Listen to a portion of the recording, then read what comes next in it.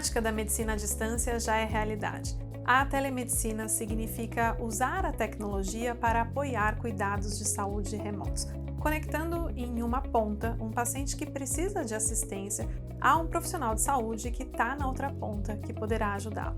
Ou mesmo ainda conectar dois médicos, por exemplo, um médico de família em um lugar remoto com um médico especialista em um centro de referência. Ao longo da pandemia de Covid-19, a dificuldade de fazer consultas presenciais fez com que a telemedicina ganhasse espaço. Funcionou até como uma forma de evitar o risco de ir para os hospitais. Entre 2020 e 2021, mais de 7 milhões de consultas foram realizadas por telemedicina, segundo a Associação Brasileira de Empresas de Telemedicina e Saúde Digital. E essa é uma realidade que será cada vez mais comum e mais acessível para um número maior de pessoas. Há quem diga que, no futuro, não vamos mais falar sobre a telemedicina, será só a medicina.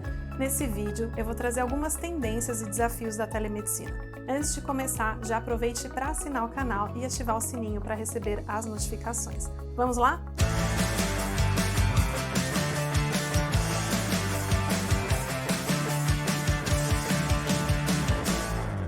Bom, antes de entrarmos nos desafios, vale fazer aqui um breve histórico.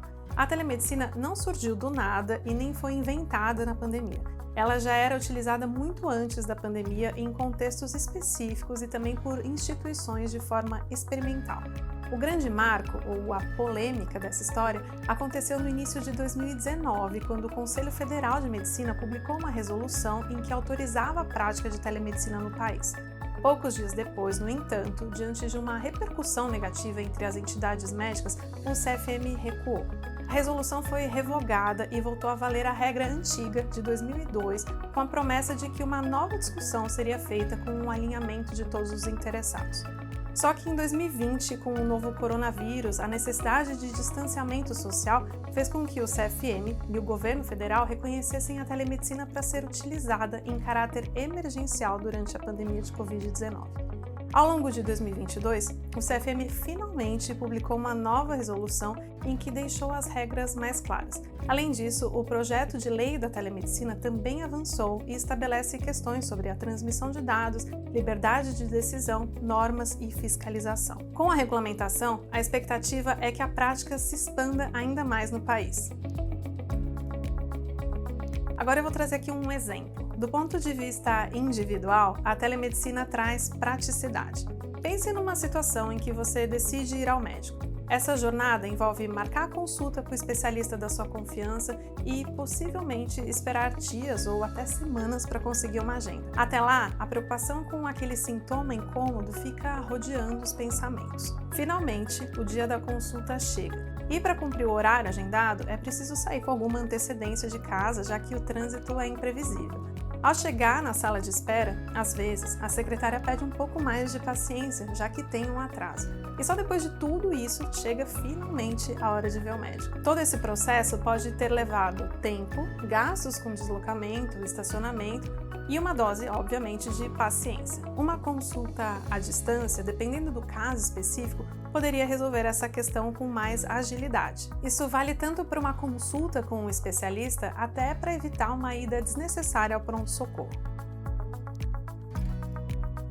A defesa da telemedicina costuma ser feita a partir de 3 pilares principais: praticidade, redução de custos e ampliação do acesso à saúde. Além disso, entusiastas da telemedicina também defendem que a prática permite um engajamento melhor nos cuidados de saúde e, portanto, maior promoção da saúde. Para o sistema de saúde, a telemedicina ou a telesaúde torna-se uma ferramenta capaz de seguir toda a jornada do paciente, desde a triagem inicial, nos cuidados primários, passando pela medicina especializada até o atendimento domiciliar. Além disso, sem a barreira física, médicos especialistas, que geralmente ficam concentrados em grandes centros, podem prestar seus serviços à distância, garantindo que pacientes recebam o cuidado especializado que necessitam. O país tem cerca de 293 mil médicos especialistas, mas eles também se concentram principalmente nas capitais.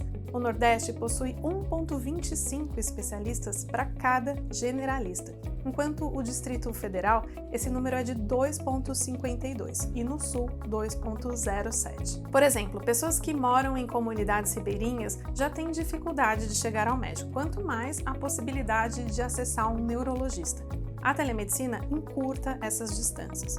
Um outro ponto é que essa dinâmica de trocas também pode favorecer o intercâmbio de conhecimento, de diretrizes e de protocolos entre os médicos, o que no fim das contas acaba trazendo benefícios ao próprio paciente e também aos médicos e ao serviço. Outra vantagem da telemedicina é a geração de dados e a interoperabilidade, já que no atendimento online os profissionais tendem a usar mais as ferramentas digitais. O uso de Big Data combinado ao Machine Learning, por exemplo, permite um melhor conhecimento dos usuários, assim como a otimização dos processos analíticos que contribuem com predições e tomadas de decisões muito mais assertivas. De acordo com um relatório da Deloitte, a prestação de cuidados de saúde e a gestão de saúde serão bem diferentes do que vemos hoje daqui a 2 décadas. Em 2040, de acordo com metade dos executivos entrevistados, 1/4 de todos os serviços de saúde e bem-estar, incluindo os cuidados ambulatoriais e preventivos, devem ser totalmente virtuais. Mas, embora o cenário do uso da telemedicina para a saúde seja um caminho sem volta, ainda há muito o que avançar, especificamente quando a gente fala da realidade do Brasil, um país com disparidades enormes e dimensões continentais.